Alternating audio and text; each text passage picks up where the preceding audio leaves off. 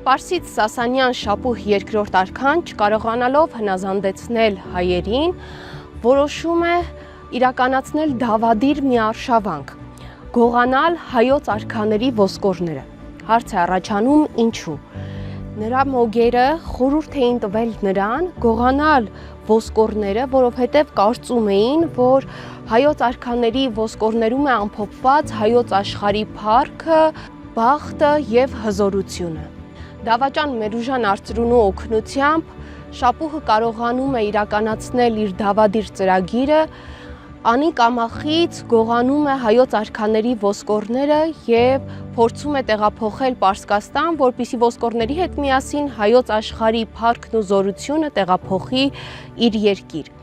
Գույժը հասնում է սպարապետ Վասակ Մամիկոնյանին։ Վասակ Մամիկոնյանը օրեր շարունակ հայոց այրուձիի հետ միասին հետապնդում է եւ Արարատ նահանգում գտնում եւ մի ահռելի ջարդ է կազմակերպում, բոլորին սրախոխող է անում, որովհետև նրանք վիրավորել էին հայոց ժողովրդի, հայ ազգի արժանապատվությունը։